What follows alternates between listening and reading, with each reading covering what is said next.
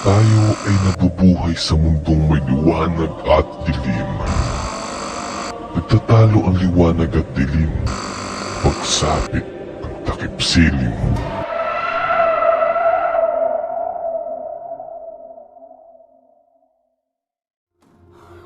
Shit. Dios mío. Dios mío. Diyos mío, Diyos mío. Güey, Padre nuestro que estás en el cielo. Ay, shit, may kamay.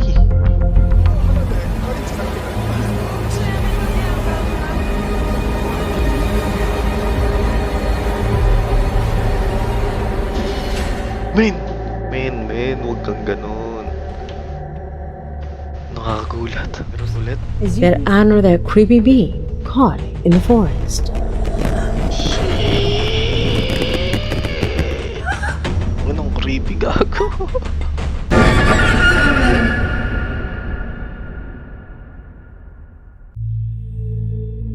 Hello guys and welcome back sa room 666. Panibagong reaction, panibagong video na naman para sa araw na ito. Ay, sorry. Maingay ba? So actually, gabi ngayon and may nakita ako sa channel ni Leonor Clay. Sa channel niya na Darkest Secret. Itong video na to ay tungkol sa mga makakalimutin na tao na meron palang demon na maaring nag-i-stalk sa'yo. And ang simptomas nun ay yung pagiging makalimutin mo. So, titingnan natin kung ano yung demon na yun. Pero bago ang lahat, syempre, hindi mawawala ang shoutout natin. So, shoutout muna tayo. Shoutout kay Napalyakan Marlu, kay Jerimar Jauguin, kay Yolanda Gintivano, kay Deep Red, kay Sake Goloy, kay Dreamcatcher, kay Emmanuel Tismo, and kay Top 57. So, ano pa bang hinihintay natin, guys? Simulan na natin to. Let's start. Are you easily distracted? Do you sometimes easily forget important things? Above all, things that could have had a dangerous outcome? We have all forgotten important things at some point. Going out to eat or to buy something and forgetting your wallet. Forgetting to put the tire chain on after a snowstorm. Obvious things that sometimes just slip our minds. Although they generate frustration, many of these faults are not of great importance. So, yung mga makakalimutin dyan, tingnan nyo yung sintomas na to ah. Actually ako, makakalimutin na ako. Sobrang makakalimutin ko, hindi na ako nananaginip or hindi ko na naaalala yung panaginip ko. Pero thank God, kanina may naalala pa naman ako. Natulog ako kaninang hapon. Pero tingnan natin kung ano sasabihin ni Leonor. However, there are other oversights that can turn into tragedies. Falling asleep and leaving a burner on. If you left the house with the pot you had on the stove turned on. Or if you crossed the street with your eyes fixed on the screen of your cell phone. In those cases, we are clearly talking about situations that imply risks. We have all heard of serious tragedies in the news that begin with simple negligence. Well, even if it's hard to accept, in the occult there are those who believe that this carelessness that ends in death are not accidental, but that they would be related to an ancient and demonic entity that leads them to an accidental suicide. If these happen to you frequently, you should be attentive because it is believed that this entity is stalking you. My name is Leonor Clay, and this is The Darkest Secret. Today we present Baphomet, a sneaky assassin. So si Baphomet yung tinutukoy niya. Many say that despite technical and scientific advances, we still have much to learn about how the human brain works. We still do not know for sure how consciousness works and what the decisions we make depend on. I still remember the first time I experienced. So, ano ko lang, napasadahan ko lang sinasabi ni Leonor na hindi daw alam kung paano yung consciousness gumagana. Actually, kapag nag-aral ka ng meditation, yung consciousness natin, yung mga thoughts natin, at yung sarili natin, kapag nag-judge ka ng ibang tao, possible na maging malayo mo yung sarili mo sa kung ano ka talaga. Ang tao ginawa hindi para mag-judge ng ibang tao. Kailangan kung ano yung thoughts mo pumasok sa isip mo, yun. Let your thoughts flows, parang river. Hayaan mo sila, huwag mong kontrahin, dahil yun ka. Kapag kinontra mo, possible na magiging judger ka. Judger, basta something na ganon. Itong ano lang, panay ganun yung pinapanood ko about sa consciousness, about sa mind, meditation. So kung may mga nakakaalam about sa ganun, please comment para makatulong din sa akin, na mas lalo kong maintindihan yung consciousness ng tao, yung thoughts natin. Actually, alam ko kasama yun sa astral projection. Kapag matutulog ang isang tao, dapat yung mind natin at peace. It's an event of distraction, forgetfulness that could have ended in death. I was at school. My classroom was on the 3rd floor, and it only had these type of railings. It protected the students from falling. It was during recess when one of my classmates sat on one of those railings with his back towards the void. From the 3rd floor, a fall would be lethal. I was the one that told him not to sit there because he might fall. He looked at me wide-eyed and carefully stepped down, assuring me that he had sat there unconsciously. Years later, studies of the paranormal led me to discover the belief that this type of situation can occur due to the direct intervention of Baphomet, a not very well-known ancient Hebrew demon, who, according to ancient legends, convinces people to commit suicide. But beware. Unlike what one might believe, this being does not persuade people with self-harm or depressive thoughts, but instead. So, ang gusto nang sabihin ni Lenor na kadalasan na yung mga aksidente ay possible na kagagawan ni Baphomet dahil ginawa niya na makalimutan mo yung isang bagay. Kumbaga yung common sense mo nawawala.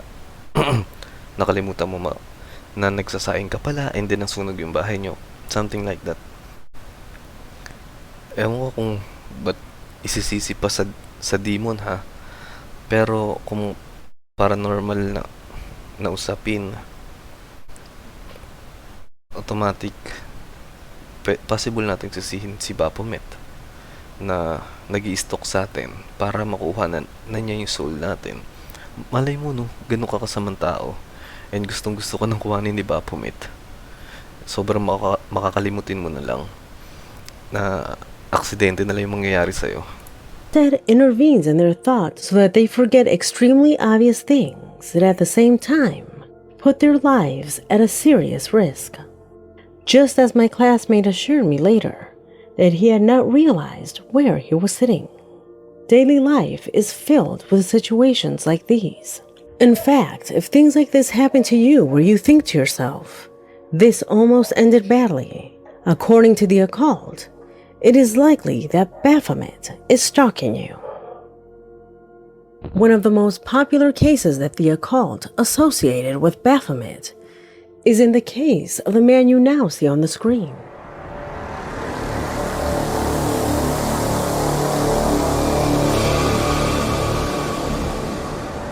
In 1988, Ivan Leston McGuire, an experienced skydiver, then 35 years old, and with more than 800 jumps of experience, was prepared. Kagaya ng mga ganito, professional na yan, pero na-aksidente. And ang possible na may kagagawan is si Baphomet. Preparing to do his job. In his skydiving company, the jumps of the clients would be recorded in order to increase sales. So the client would pay for the parachute jump and extra for the recording. A brilliant idea. But due to the expense, everything had to go right the first time. If for some reason the camera failed, for example not being charged or forgetting to put in a memory card, they would not be able to perform a second jump. Therefore, Ivan Lester always checked once, twice, and even 3 times that everything regarding the camera was correct.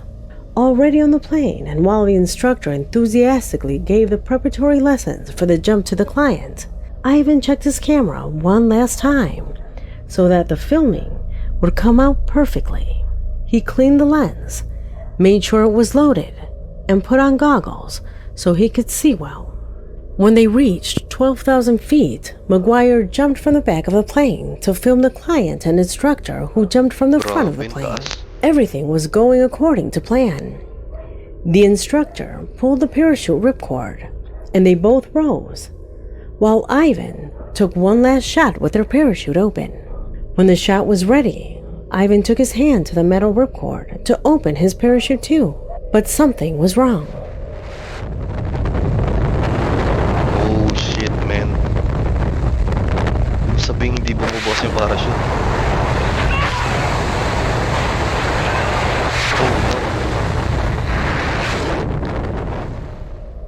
His ripcord wasn't there. Ivan indeed had something on his back, but it was not the parachute. Instead, it was the backpack with the battery of the camera. Realizing that, when already being in the air, he had been so preoccupied with the camera that he had forgotten the most important thing. Man. Shit. Nagkamali siya ng sinuot na bag. Oh, fuck, man. There were almost 70 seconds in which Ivan already knew that he would have a horrible death, as the audio proves it. Can you imagine yourself in that terrible situation? What would go through your mind in those 70 seconds?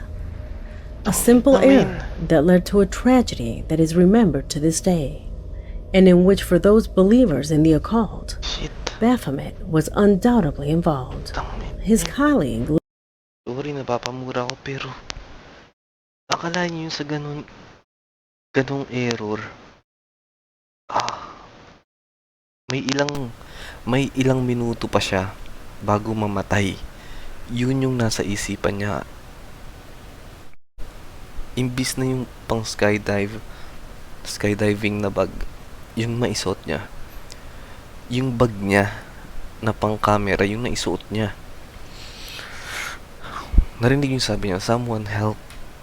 Oh no, nakakakilabot din manood ng ganong video, no? Later said it had been extremely odd since they have a set rule to check 3 times that they all have parachutes before jumping. Another episode occurred a few years ago and affected a group of men fond of base jumping. They arrived practically at sunset to the jumping point. A bridge with more than enough height to practice this extreme sport. And although it was a bit late, the weather conditions were ideal for jumping. Everyone had their parachute on, and there were many who had already jumped.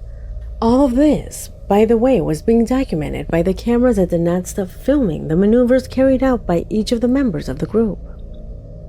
Until it was the turn of the person you now see on the screen. He crosses the protection barrier and stands on the edge of the bridge, ready to jump. However, a few seconds after letting go of the structure, the instructor realizes that the person was not wearing the harness that secured his legs and warned him, literally, saving him from an unquestionable death. Kita nyo ba yan? Hindi pa nakasuot. Oh, man. Yung mga ganitong aksidente na napakaliit pero ikamamatay mo talaga. Lalo na sa mga naghahanap ng extreme adventure na hindi nyo pa nararanasan ma-experience yung mga ganitong bagay. Ito na pala yung huling or ito pa pala yung ikamamatay nyo. Sa mga daredevil dyan. If he had jumped like that, he would have gotten out of the harness at the moment the parachute opened, and he would have fallen almost without any Buti safety napigilan. mechanism. In fact, the same instructor said that if he would have waited 2 more seconds, the man would have jumped and Kita nyo? fallen into the void. Paano nga talaga guys no kung sinasadya ng demonyo yun no? Poop, magic, makakalimutan mo to. And deads ka na. Luckily, he noticed and was able to save his life. However, as shocking as it sounds, that was the 3rd time this man had made a mistake that day. First, he forgot to put his helmet on. Then he had trouble with his parachute. And then this happened. As you might assume, he never did things like this again. Another example where they affirm that this beses. demonic entity was involved. 3 beses. It men. is believed that this demon does not haunt all people, but rather chooses and attaches itself to them from childhood. It is you who even sends me images where you can sometimes see shadows or spectral entities near children. Images as shocking as these.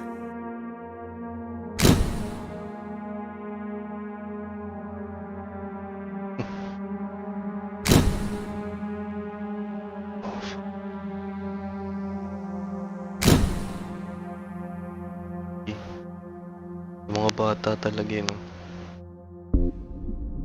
It is not known for sure, but perhaps in some of these photos, Baphomet appears near a person that at some point in his life will make a mistake, like the 2 we have seen above. If you collect the moments of your life and remember having lived experiences similar to these, where your life or that of your family was exposed to carelessness or forgetfulness, don't feel bad. Ancient occult researchers claim it's due to this specter of evil. He himself cannot harm you, but what he can do is have you forget the things that protect you. From now on, this is why you should watch your steps and act less recklessly. If this specter is real, it may be waiting anxiously for its next opportunity to see you die. I hope you like this video because we have come to an end. My name is Leonor Clay, and this was The Darkest Secret. So, ayun guys. Summarize lang natin. Yung mga aksidente na malilit na bagay about sa mga nakalimutan natin na bagay na maaaring ika-aksidente natin ay maaaring kagagawan daw ni Baphomet according to the occult. So, gumagalaw talaga ang demonyo guys. Hindi nyo masasabi.